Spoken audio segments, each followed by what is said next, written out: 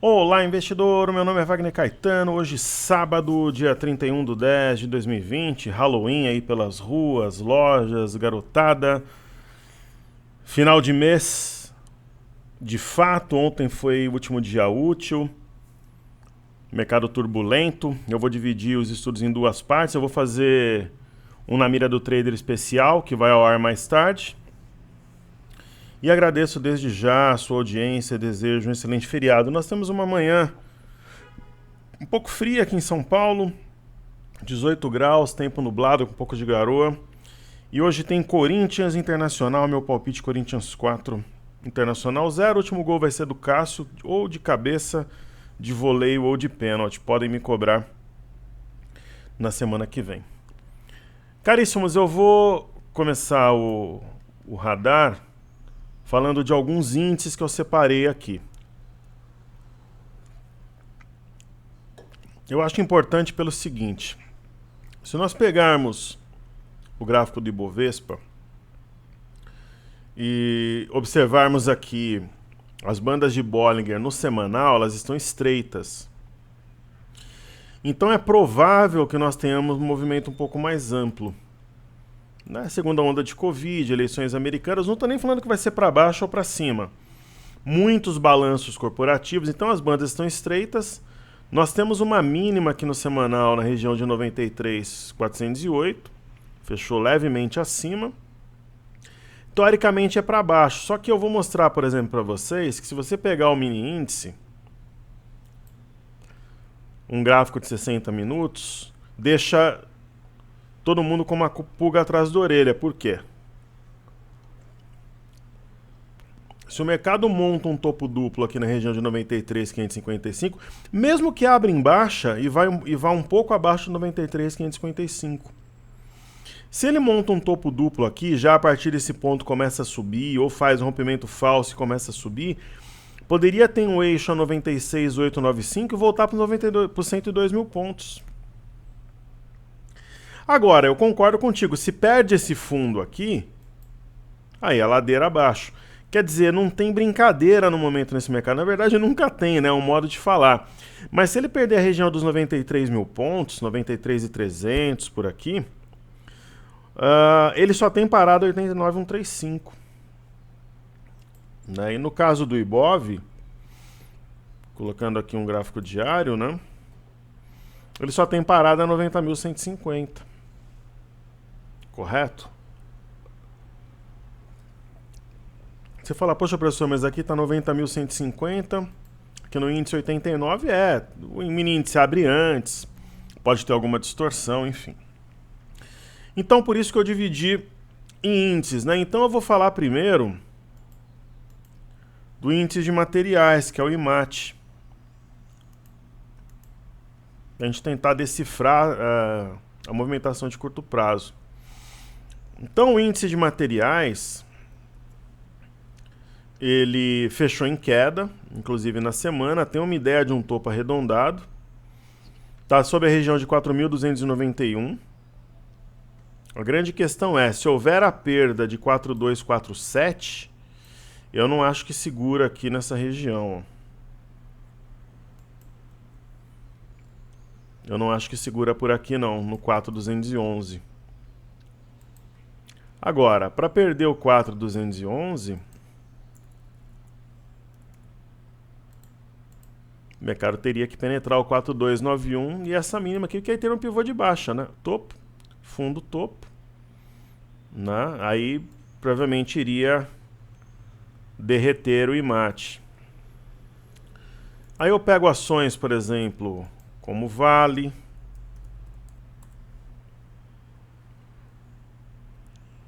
Está numa região decisiva, ela fez um topo duplo. Tem um eixo a 61 com 33 e a gente sabe, né, que tem aqui o 61 com 34, o 61 com 12. Professor, uma linha de tendência de alta é capaz de impedir um topo duplo de vir na sua base entre 58 e 21? Possível é. Né? Mas olha que movimentação maluca. O eixo aqui é 61 com 33. Esse dia fechou a 60 com 26. depois a 6202 acima, e agora fecha abaixo do eixo, abaixo das médias e do 61,12. Né? Então é uma situação extremamente clara. Eu diria assim, tá mais para cair um pouco além desse ponto que fechou. Mas a tendência é de alta, mas fechou abaixo de 61,12 e tem a LTA. Então é um cenário confuso. Por exemplo, quando a gente fez o desafio dos te vejo nos 97 mil pontos, o mercado está bem abaixo, né? Era uma situação fácil. Tanto que buscou os 5 mil pontos do desafio, na verdade muito mais agora. Era uma situação fácil, distância de média, topo mais baixo que o anterior, fora da banda, dentro da banda. Então era fácil imaginar um teste dos 97 mil pontos. Não? Então rapidinho, deu mais, né, do que os 5 mil pontos aí. Era uma situação muito tranquila, agora não. Então o mercado tem dessas. Às vezes a movimentação tem várias técnicas, ferramentas, variáveis de fluxo, fundamento, gráfico apontando para uma direção, e às vezes não tem essa clareza. Então eu separei também aqui o IMOB. Então, falando de índice de materiais, né? A gente vê, por exemplo, vamos falar de siderurgia, né? Então é um radar mais solto esse, tem a ver com o momento, né? A gente fala, por exemplo, de Gerdau. A Gerdau não sustentou o preço acima dos 10,50, começou a descer. Essa barra é muito forte. Ela dá uma ideia que o movimento vai ter continuidade. Não. Ela passa essa impressão. Mas a tendência é de alta e o minério ainda está num bom patamar. Né? É uma situação que remete um pouco mais à venda. Fechou abaixo das médias. Uma situação de topo, mas não seria uma surpresa pelos drivers que a gente tem no momento começar a subir de novo. Agora, se eu tivesse que fazer alguma coisa, eu venderia. Porque a gente tem um candle semanal que engole as 2 últimas semanas e tem volume. Né? Se a gente pegar a GGBR4, né? Um gráfico diário, a inclinação é altista, só que fechou abaixo das médias, rompimento falso de 23,59. Dá uma ideia, né, se você olhar o semanal também, que ainda tem mais algum espaço para descer. Não é forte o volume, porque no semanal tem um candle amplo e está distante da média de 21. E está abaixo desse topo anterior, a 22,54. Continuando a ideia do índice do IMAT, índice de materiais, a gente pode ver CSNA3. São ações que têm peso, né? Nesse índice. Então eu pego um diário, né? Aqui a gente tem uma estrela cadente. Passa uma ideia que tem mais espaço para cair. E o semanal tem ali um arame de topo, a mulher grávida em japonês, acho que é isso, né? Vamos ver os Iminas.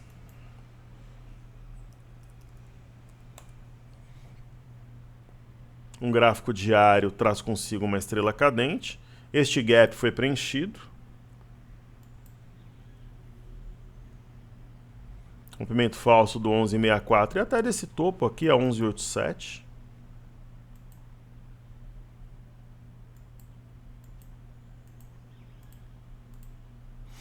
Correto? Marubuzu. Quinta alta na sexta baixa.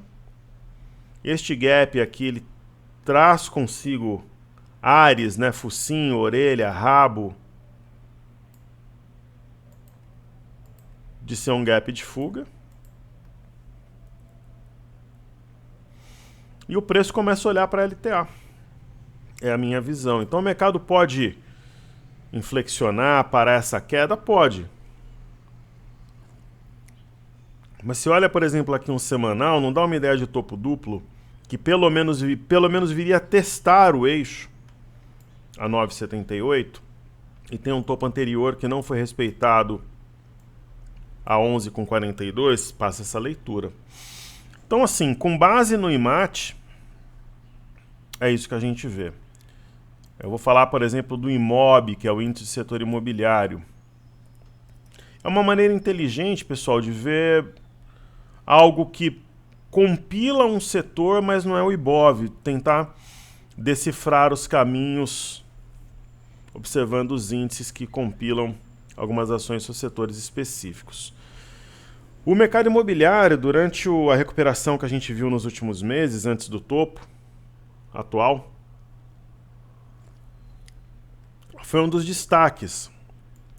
Só que de alguns pregões para cá, tem sido destaque de venda. Então, por exemplo, o IMOB na semana, o índice do setor imobiliário, ele caiu 11,61 e fechou abaixo do 862, na verdade fechou cravado aqui no 862,22. Mas olha a amplitude dessa barra, ela varre semanas de negócio. Tem um topo, tem um fundo e um topo mais alto que o anterior. E não tem suporte abaixo do 862,22. Poxa, pode fazer um fundo aqui a partir dessa região porque é um suporte? Claro. Pode vir levemente abaixo e dar aquela ideia do rompimento falso? Sim. Só que independente disso, é um sinal de alerta. Ela não ele, né, cumpriu uma simetria em A, que é um V de cabeça para baixo, correto? E está numa região nevrálgica. Pelo diário a gente tem um suporte aqui, a 406,61. Né? Então, se eu pegar alguns destaques aí, por exemplo, como Elbor, do setor, né? Ó, tendência de baixa. O ativo começa a ficar interessante? Começa, mas é venda pesada. Você pega aqui, por exemplo, o candle de ontem, queda de ponta a ponta. Você pega ações como JHSF3. Lembra que eu comentei com vocês que eu acreditava numa continuidade da queda? Ficou até um gap aqui no caminho. Isso no início da semana, né? Você pega um ativo que é considerado uma empresa premium, e de fato é, como JHSF3.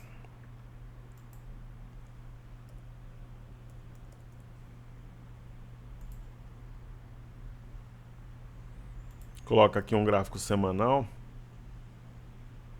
Você está falando uma queda de 15,51 na semana, fechando abaixo de uma região de suporte. Dá uma ideia de topo, fundo, topo, a ideia de um pivô de baixa. O pivô de baixa ele pode ser desfeito, pode ser anulado, pode, mas você vê que são ações símbolo, né, de um determinado setor. Você pega ações meio tranqueiras, tipo Tecnisa, o mercado arrebenta com o ativo. Você vê na semana a oscilação,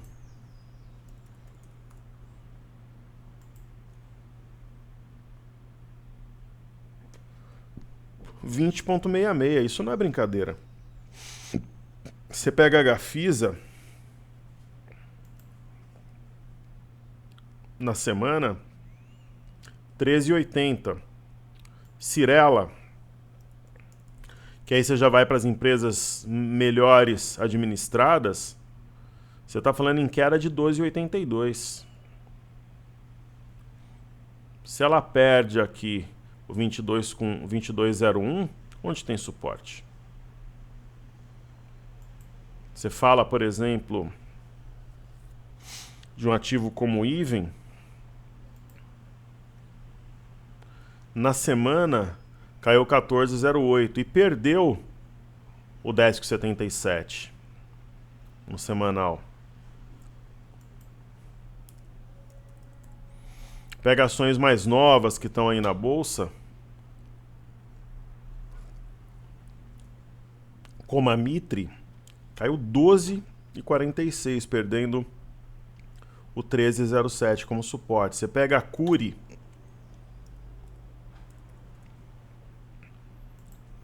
também recente aí na bolsa, essa já subiu.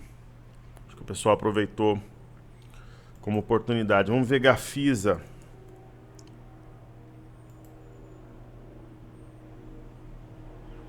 Queda de 13,80, com um topo mais baixo que o anterior. Então a gente está fazendo um estudo mais amplo, mostrando... Será que a tenda? Vamos ver a tenda. Que é uma, por exemplo, nesse setor, ó, tenda caiu 10,68 e tem um ponto-chave aqui em 26,82. Então, sendo um setor símbolo da nossa recuperação, você vê que tem venda pesada e isso é resumido no Imob.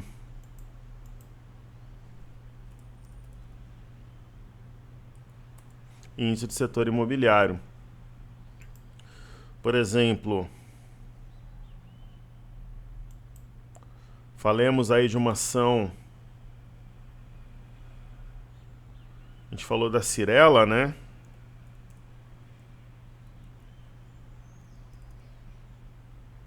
Falar de Rossi, que é uma empresa...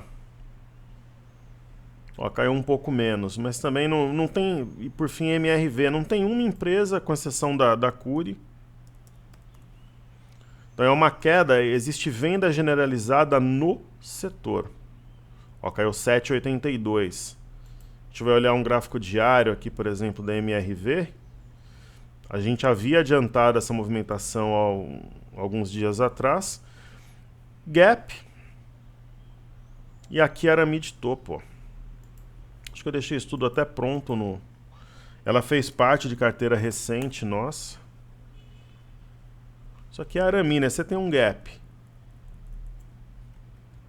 Aí você tem um Arami fora da banda, dentro da banda, vai fechar o gap. 16,57, bateu 16,74, deve descer para testar. E a simetria conspira para baixo, né? Ontem caiu forte, quer dizer, o setor como um todo, ele tá com viés negativo. Tem um índice, eu nem sei se tem aqui no... que eu separei, que é o ICB, que é o índice de commodities. Eu acho que não vai ter aqui no... Deixa eu ver se tem no Cartesian. ICB. Não tem. Que é o índice de commodities. Não tem. Vamos dar uma olhada no IFIX, que é do setor de...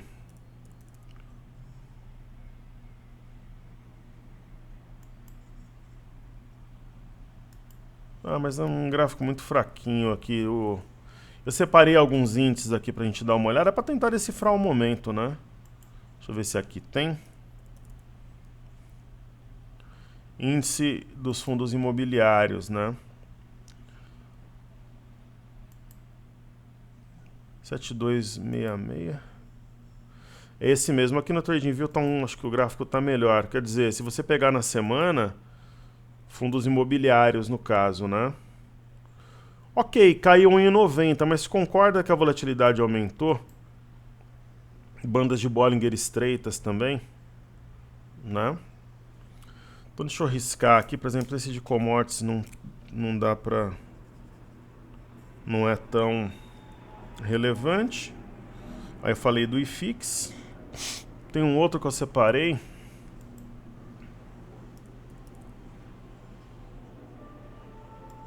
O índice de dividendos,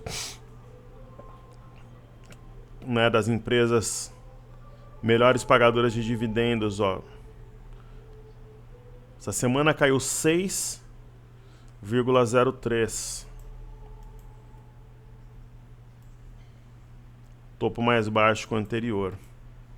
Onde está o suporte forte aqui no semanal? 5,352. Separei outro. O índice industrial, esse aqui é essencial, ele é simbólico. Ele faz absolutamente a diferença. Indústria foi um dos grandes símbolos, né, da nossa recuperação atual. queda de 8,10% deixando esse topo anterior para trás.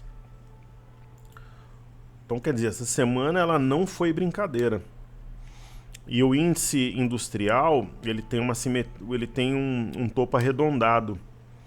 E pelo que a gente percebe aqui, suporte forte mesmo do 19,175, ou aqui, né?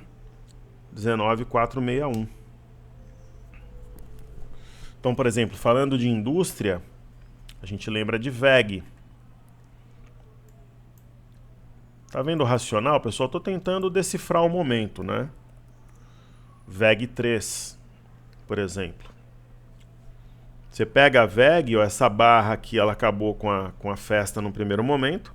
Tendência ainda de alta, claro.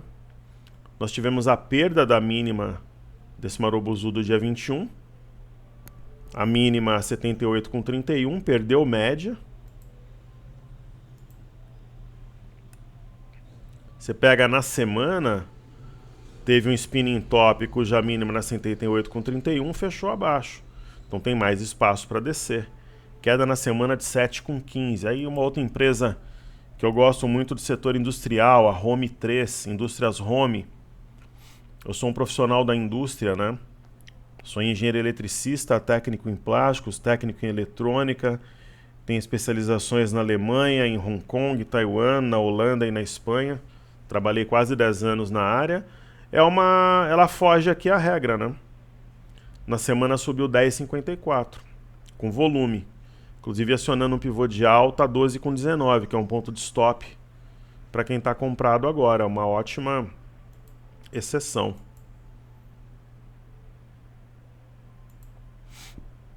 Só que aí você vai ver no diário tem um arame de topo. Aí tem um topo anterior a 12,19, é de fato o ponto de stop. Sei lá, vamos falar de metal leve, né, para completar alguns exemplos aí da indústria. A ideia aqui é a gente fazer um estudo, tentar entender o momento juntos aqui, né? Por exemplo, metal leve caiu 4,09%, não é nada tão relevante no semanal, só que no diário esse gap aqui fica com cara de fuga, né? Ou ele vai ser preenchido? 18,54, ontem 18,48. É um gráfico enrolado, só concorda que se perder o 17,09 no mínimo desce aqui para 16,54, então tem caroço no mingau aí, como diz no interior. Não. Então, depois eu volto fazendo outro programa falando de índices, né? Vamos falar um pouco do petróleo. O petróleo no semanal teve uma queda de 9,96. Não é brincadeira. Nessa última semana de fevereiro tinha caído 16%, depois ele foi derretendo. Eu não tô dizendo que a gente vive um outro momento como teve no crash, né? Mas é um momento para ficar esperto. E pode ser também, pessoal, uma grande oportunidade de comprar, porque a memória do mercado é compradora, né? Mas, poxa, você pega, por exemplo, petróleo Brent também em Londres, uma queda de 9,12 e perdeu um suporte importante a 38,82. Nós adiantamos esse movimento no petróleo. E as bandas de Bollinger extremamente estreitas, como estavam aqui também, né? Aí falemos um pouco do Bitcoin.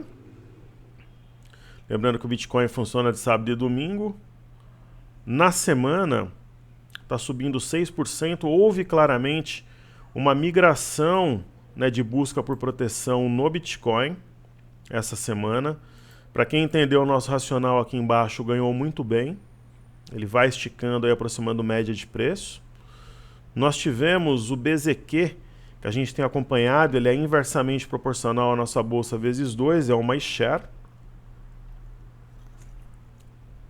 Na semana subiu forte, 18,72. É uma barra acompanhada de forte volume. Se você observar o semanal aqui, ativando um pouco mais a sua imaginação, passa uma ideia de um ombro, cabeça, ombro invertido. Eu diria que a neckline está aqui em cima, ó, perto de 18,30, 18. Aqui tem 18,17, 18. Pegar o ponto mais alto é 18,30, 18,35. Né? E como ela está sendo guiada, fechou acima da média de 21 no semanal. Não. Esse gráfico, sendo inversamente proporcional à nossa bolsa, ele nos passa uma ideia aqui de que se rompesse o ombro, cabeça, ombro invertido, esse gap iria puxar o preço. Será, né? É uma ideia. Né? Tem a parte alta aqui para ser testada.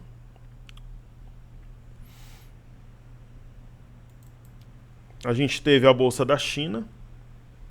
Vamos ver na semana.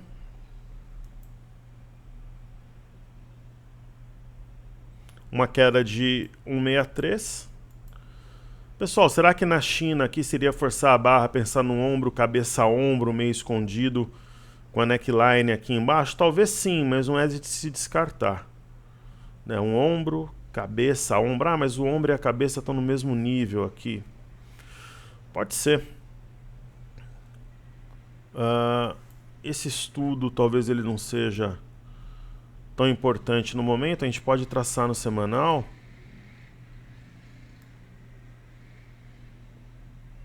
uma linha de tendência desta maneira.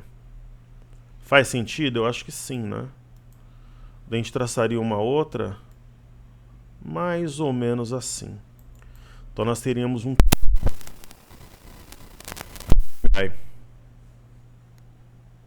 Não. Aí eu acho que é algo que a gente tem que levar em consideração. Aí falando do Ibovespa em dólares. Ibovespa em dólares, ele teve uma semana de forte queda, 9,24. Aqui, quando começou o crash, quando teve queda de verdade, né? Caiu 10%. Mas tem todo o seu momento, guardado as devidas proporções. Muita gente está falando no ombro, cabeça a ombro no Ibov em dólares. Talvez, mas é forçar um pouco a barra. A grande questão é, pelo semanal, abaixo de 16,534, a gente não vê um suporte muito claro aqui antes, por exemplo, de 13 mil dólares. Mas aí tem muito chão. Quando você tem drivers binários, como eleições, como esse negócio da segunda onda de Covid, tudo é possível, né? Mas chama a atenção. Chama a atenção. Aí temos o VIX, que é o índice, é o Volatility Index. Ele acionou um pivô de alta ao romper o 30,55, toda uma região de resistência.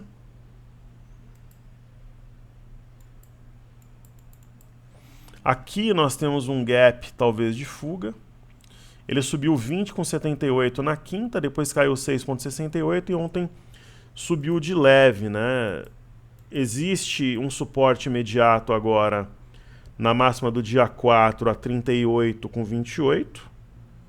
E ele está nessa região alvo aqui de curto prazo, em torno de 44 dólares, né? Ele chegou a tocar 41,16, aí ontem 41,09. Acho que ele ficou devendo esse teste. Ele tende, na minha humilde visão, a subir um pouco mais. E aí a gente, para finalizar esse estudo, eu vou fazer um outro que sobe mais tarde. Nós temos aqui o DI1F25. Tentar fazer um estudo mais calmo, um estudo mais amplo, né? O DI1F25 no semanal pode parecer um exagero aqui, mas ele fica com uma cara de mastro bandeira, né?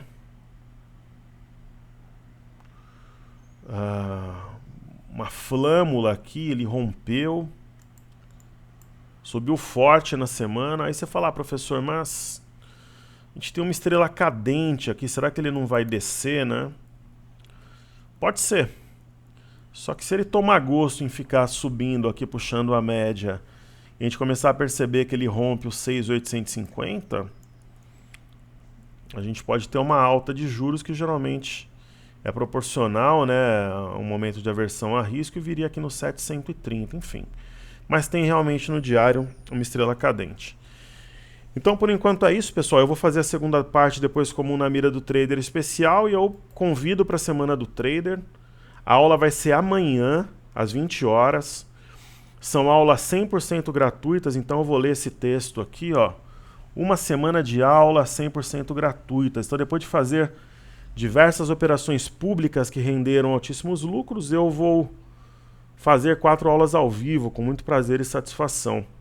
Eu vou ensinar como é que eu acertei esses movimentos. Foram 3 desafios no ano.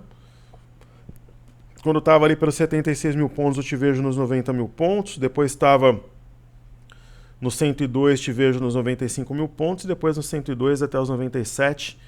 Só que assim, os desafios foram cumpridos, mas o mercado foi bem além e a gente surfou, né? Principalmente aquele na compra. Então, se você quer aprender a fazer operações explosivas, coloque o teu e-mail aqui e vem participar comigo da Semana do Trader.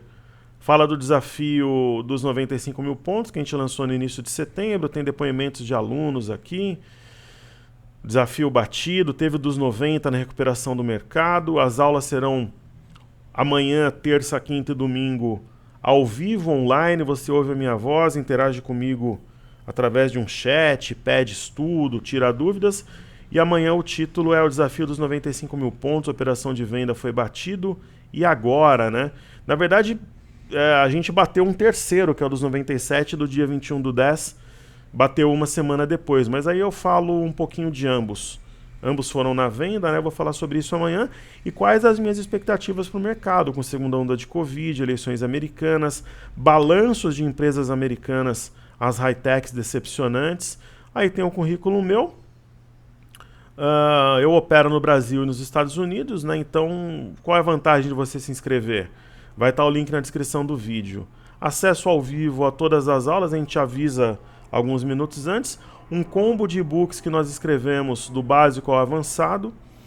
Eu escrevi, a minha equipe incrementou, fazendo uma arte maravilhosa, uma leitura extremamente agradável e um fluxograma operacional com passo a passo das minhas operações. Só colocar o nome, sim, quero participar. Amanhã você vem conosco na Semana do Trader e ainda ganha os bônus.